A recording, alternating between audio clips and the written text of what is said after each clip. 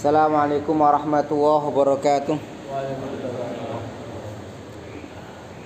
Bismillahirrahmanirrahim. Alhamdulillahil ghafuril wadud al-alimil ghaibi wasyahadatil haqqil ma'bud fatiris samawati wal ardil wafi bil bu'ud mun'imis syakirin wa muhlikil zalimin qaumi nuhi wa 'adi wa samud. Salatu wassalaman ala habibna syafi'ina khairi man yasuq wa yasud wa khairi man aslaha wa arsyada ilal khuluqil mahmud wa ala sahbi wa tabi'ina mahmudin niyati wal himmati wal maqsud wa tabi'in bi ihsan ila yaumil khulud. Qala ta'ala fi kitabil karim la in syakartum la azidannakum wa la in kafartum min adzabil syadid. Wa qala sallallahu alaihi wasallam ni'matani maqbun fi ma katsirun minan nas as-sihat wal faraghu amma ba'du. Ayuhal hadirun rahimakumullah, jamaah Majelis Sindur Rasul yang dirahmati Allah Subhanahu wa taala. Tak terasa sudah lama sekali tak jumpa kita ya. Kita terakhir pertemuan tanggal 18 Oktober ya, atau 1 bulan lebih. Ternyata ketika lama tidak bertemu menimbulkan sebuah kerinduan ya. Mestinya yang hadir semakin banyak mestinya.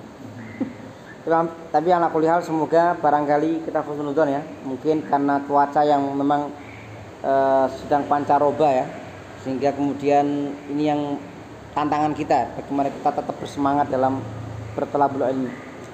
Malam ini kita akan melanjutkan bagian yang ke-6 dari pembahasan tentang fikih yang dulu kita sudah sampai ke 5 pertemuan. Malam ini kita akan membahas lanjutan dari pembahasan dari sisa minuman, sisa dari bejana setelah diminum. Kita sudah bahas di pertemuan sebelumnya 2 poin ya, yaitu pertama tentang sisa dari manusia, yang kedua sisa dari binatang yang boleh dimakan dagingnya. Malam ini kita akan bahas, semoga bisa menyelesaikan 3 poin. Yang ketiga, sa'urul baghli wal himar wasiba wa jawarhi thair, yaitu sisa yang diminum dari al-baghal. Al-baghal ini kalau dalam ilmu biologi ya, baghal ini adalah binatang yang hasil dari perkawinan silang antara kuda dengan keledai. Maka Quran mengatakan wal khaila wal bighala wal hamira. Jadi ada urutannya wal khaila dan kuda, wal bighal dan bighal, wal hamira dan keledai. Ya, bighal di sini diletakkan di tengah-tengah antara kuda dan keledai. Ini ternyata ada maknanya. Dia adalah hasil perkawinan antara kuda dengan keledai. Hasilnya apa?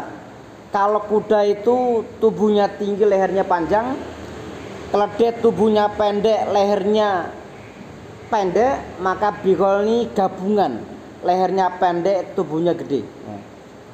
Ini bighal. Sa'rul baghli wal himar, yaitu bekas minuman dari bighal, kemudian keledai, wasiba dan binatang buas, wajawar kitoi dan burung yang bisa mencakar.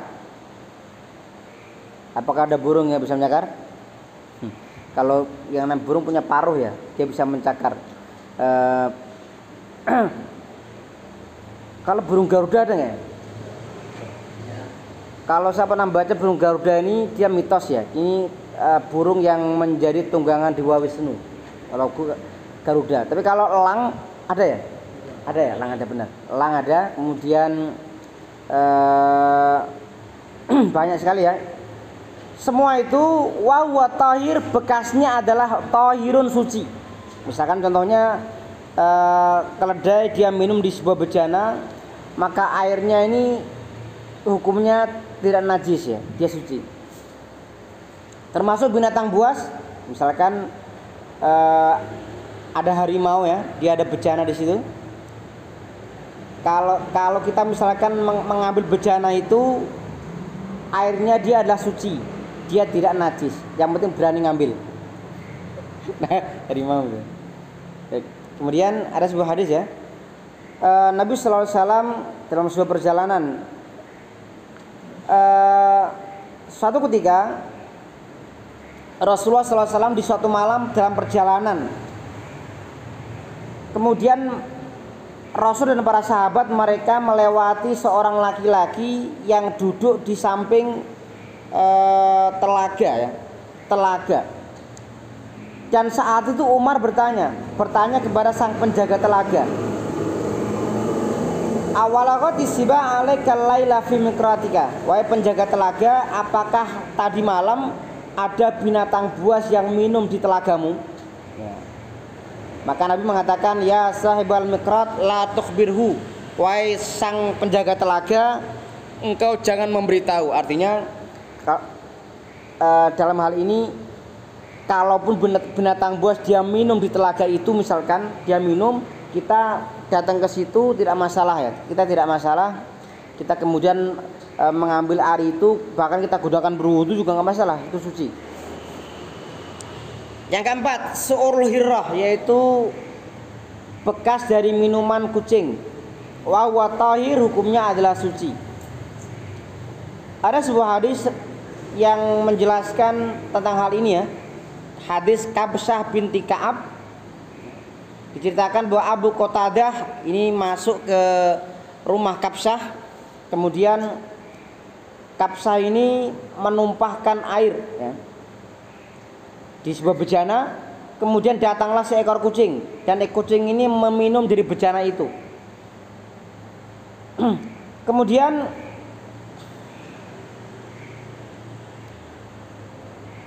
Abu Qatadah ini agak menyorongkan bejana itu sehingga kucing itu meminum dari bejana itu.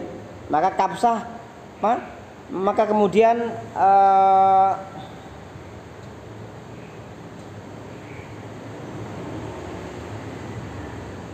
Kabsyah ini merasa heran.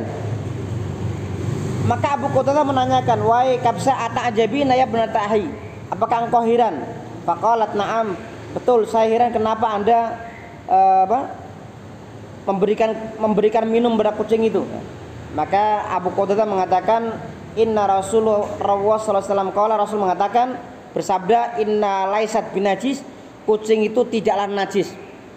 Saya pernah mendengar seorang ustadz mengatakan, saya ke rumah beliau ternyata di rumahnya banyak kucing. Saya penasaran, kenapa jangan kok memelihara kucing? Beliau cerita, kucing itu binatang yang bisa menjaga dari najis. Yang kedua, kucing kalau buang air kecil, ia berdiri, kemudian sebisa mungkin bagaimana itu tidak, kencingnya tidak mengenai tubuhnya. Sama masih penasaran, bagaimana kucing bisa mengerti hal ini? Apakah benar seperti itu? Apakah kucing juga pernah belajar pembahasan bab toharoh ya? Dia ngerti gitu. Yang jelas Rasul mengatakan, inna minat tawafina alaikum wat tawafat. Kucing termasuk binatang yang ini mundar mandir kepada kalian. Maka kalau seandainya seorang terlalu hati-hati, itu malah memberatkan. Misalkan ya, di ruang tamu ada gelas, ada minuman, kita nggak ngerti, dia diseruput kucing ya kita nggak ngerti. Kalau kita hati-hati ya, kita memberatkan, kita ragu-ragu, ini jangan-jangan makanan sudah dengan kucing semuanya, sehingga kemudian nggak berani mau ngambil makanan, nggak berani mau ngambil minuman, nggak berani. Kenapa? Takut minumannya, makanannya diminum sama kucing ya. Kalau dalam pembahasan ini, bekas dari minuman kucing itu hukumnya tidak najis. Yang kelima, su'urul kalbi wal khanzir, bekas minuman dari anjing dan babi. Wa huwa najisun yajibu istinabuhu, hukumnya adalah najis dan wajib dihindarkan. Nah, bagaimana buktinya, dalilnya? Ammal kalbu, tentang bekas dari anjing ya. Ini ada sebuah hadis riwayat Al-Bukhari dari Abu Hurairah radhiyallahu anhu, Nabi sallallahu alaihi wasallam bersabda, idza syaribal kalbu fi ina'in ina'i hadikum, ketika anjing minum di bejana salah seorang kalian, fal yaksil sab'an, hendaklah ia membasuhnya 7 kali. Bahkan dalam penjelasan yang lain dikatakan basuh 7 kali. Yang pertama dibersihkan dengan debu ya, kemudian lanjut pada yang lain. Itu masalah anjing. Kemudian bagaimana dengan babi? Wa amma su'urul khinzir fali khubsi wa qadarati. Sementara bekas minuman babi maka karena kekotoran. Karena babi itu punya karakter kotor. Jadi gini, kenapa Islam mengharamkan babi ya? Itu jelas ya, mengharamkan dagingnya. Kalau pembahasan Quran mengatakan diharamkan kepada kalian daging babi, itu kemudian kadang menimbulkan kesalahpahaman di sebagian kaum muslimin. Mungkin mereka yang membaca terjemahan Al-Quran diharamkan daging babi. Loh, berarti yang haram dagingnya. Kalau selain daging bagaimana nih? Ini adalah sebuah kesalahpahaman ya. Jadi kenapa Quran menggunakan bahasa redaksi daging? Jadi gini, kenapa Quran menggunakan bahasa daging? Karena sesuai dengan kebiasaan orang-orang Arab, semua yang namanya binatang yang dimakan itu yang dimakan adalah dagingnya. Selain itu dibuang. Misalkan contohnya ketika di Mesir itu ya, itu kisah nyata ya. Di Mesir banyak mahasiswa, kalau kita di sana itu kalau beli ayam itu beli jeroan ya. Jadi leher ke atas, kaki ke bawah, itu murah harganya. Tapi kalau daging itu yang mereka konsumsi. Karena mereka tahu bahwa sebenarnya yang namanya jeroan itu membahayakan. Memang enak ya kalau kita dihek, dan misalnya kalau makanan yang kaki ke bawah sama leher ke atas itu enak sekali. Bahkan di sebagian peradaban seperti misalkan di daerah Amerika ya, ada yang meyakini kalau orang makan kepala ayam itu umurnya panjang. Ada zaman apa ya? Sama baca pernah dimuat di media, di koran. Ada orang ketika dia ditanya umurnya di atas 100 tahun. Kenapa Anda kok umurnya bisa di atas 100 tahun? Ternyata dia sering mengkonsumsi kepala ayam. Entah ada hubungannya enggak ini. Nah, orang Indonesia itu terbiasa gitu. Jadi mereka nyari yang murah-murah, daging nggak dibeli, yang dibeli yang jeroan tadi.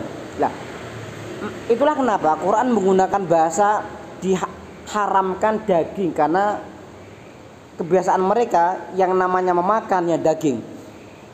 Nah, kalau dalam pembahasan fikih yang namanya babi semua adalah haram ya, termasuk minyaknya, termasuk rambutnya, tulangnya, semua hukumnya adalah haram. Cuma nanti ya jadi pertanyaan bagaimana terkait kulit babi. Memang kalau dalam pembahasan ini fikih ya, nanti ada pembahasan ada kulit yang memang ketika dia dibersihkan, darahnya dibersihkan, dia menjadi bersih, kemudian dia disamak, ada yang bisa menjadi sabuk, menjadi beduk dan semisalnya, itu hukumnya boleh. Seperti sapi, kambing. Cuma kalau babi apakah boleh kulitnya disamak atau tidak, itu insya Allah nanti kita bahas. Nanti kita bahas kalau kita membahas pembahasan mengenai bagaimana menyamak kulit binatang. So kita akan sampai ke pembahasannya. Kemudian kenapa Allah mengharamkan babi? Karena babi ini banyak memiliki hal-hal yang negatif. Satu, babi itu binatang yang paling jorok. Dia kalau memakan itu tidak pandang bulu, semua dimakan. Yang kedua, babi binatang yang serakah. Kalau dia makan, dia sampai kenyang. Yang ketiga, babi kalau sampai kenyang, dia sampai dimuntahkan. Kalau dia sampai muntah, itu dimakan lagi. Yang kelima, babi ini kalau untuk membunuhnya, kalau orang-orang yang mereka mengkonsumsi atau menyembelih daging babi ya, mereka yang membuka warung makan babi, itu mereka kalau membunuh babi itu nggak bisa seperti biasa. Kalau anjing kan dimasukkan karung, dipukuli anjing. Kalau babi itu biasanya mereka menyiapkan besi yang panas, dimasukkan ke anusnya baru mati. Yang keenam, babi ini punya penyakit yang membahayakan, yaitu cacing pita. Ada orang ngeyel, kalau haramnya gara-gara cacing pita, bagaimana kalau dia itu dipanaskan sampai dia mati, sehingga jika dagingnya aman bagaimana? Kalau daging sudah aman kan nggak apa-apa kan? Mereka punya gitu, ngeyel gitu. Dalam pembahasan fikih, selama dia diharamkan tetap dia haram. Babi itu hanya bisa menjadi halal kalau ketika dia dimakan itu ketika dalam kondisi yang darurat. Contohnya, Misalkan contohnya tidak ada makanan selain itu, selain daging babi, maka memakannya pun hukumnya boleh. Itu pun tidak boleh berlebih-lebihan ya. Dia hanya makan daging itu hanya sekadar dia bisa menyambung hidup. Jangan sampai kemudian ketika dia makan daging babi kemudian selama 1 bulan misalkan nih.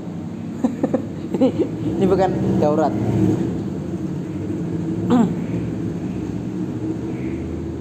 Kemudian babi ini binatang yang dia tidak bisa melihat. Nah, perhatikan ya. Ada orang mengatakan membabi buta. Kira-kira babi itu punya matanya? Matanya bisa melihat? Bisa melihat? Bisa ya?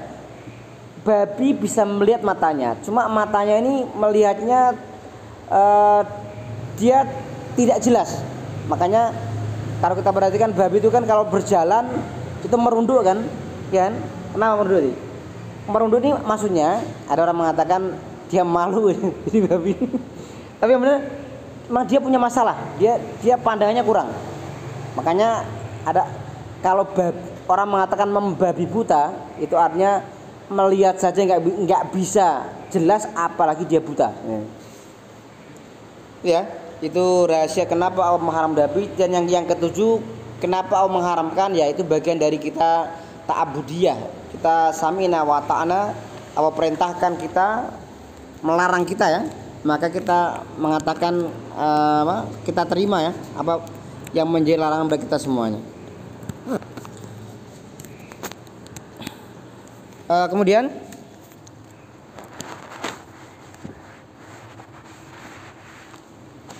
tambah dikit. An-najasatu najis. An-najasah najis iyal qadaratul lati yajibu al muslim ayatanazza'na. Kotoran yang seorang muslim wajib menjaga darinya, wa yaghsilu ma asabahu minha, dan wajib baginya membersihkan yang mengenai dirinya. Jadi kalau dia mengenai pakaian dibersihkan, kalau mengenai tubuhnya ya dibersihkan ya. Itu najis. Tentang mengenai perintah untuk membersihkan najis, maka Quran mengatakan dalam Al-Muddatsir 4, wa thiyabaka fatahhir, dan pakaian kalian bersihkanlah. Kemudian juga Rasul mengatakan at-tahuru syatrul iman, bersuci adalah separuh dari iman ya. Jadi ketika kita menjaga diri kita dari najis, maka ini adalah bagian dari separuh iman kita ya. Yang jadi masalah adalah kadang kebanyakan kaum muslimin itu kurang begitu sadar mengenai pentingnya untuk menjaga dari najis. Yang jadi masalah di situ. Padahal ini bagian dari tanda keimanan, diantaranya adalah menjaga dari perkara yang najis. Kemudian tentang macam-macam najis, kita bahas yang pertama al-maitah, yaitu bangkai. Apakah bangkai itu? Wa yama matahat fa anfi. Yang namanya bangkai adalah yang mati dengan kematiannya sendiri. Maksudnya gini, maksudnya dia kematiannya secara wajar, mati sendiri tanpa disembelih. Itu namanya bangkai. Termasuk wayul haku biha makuti aminal hayy. Termasuk binatang yang masih hidup kemudian dipotong salah satu anggotanya. Misalkan ada kambing lewat, wah enak dibuat sop ini, kakinya dipotong misalkan, ini nggak boleh. Kaki yang dipotong tadi hukumnya adalah dia termasuk hukumnya bangkai ya. Kata Rasulullah, beliau mengatakan makuti aminal bahimah, yang dipotong dari binatang ternak, wa yahayyatun, dan dia masih hidup, fahuwa maitah, itu adalah bangkai. Pertanyaannya, apakah semua bangkai itu hukumnya adalah najis? Maka di sini ada pengecualian ya. Ada beberapa bangkai yang tidak najis. Ada 3 poin. Dan insya Allah bangkai yang tidak najis ini akan kita bahas di pertemuan ke depan ya, kalau kita membahas mengenai pembahasan fikih. Demikian saya cukupkan untuk materinya. Nanti kalau ada pertanyaan kita lanjut dalam tanya jawab. Assalamualaikum warahmatullahi wabarakatuh.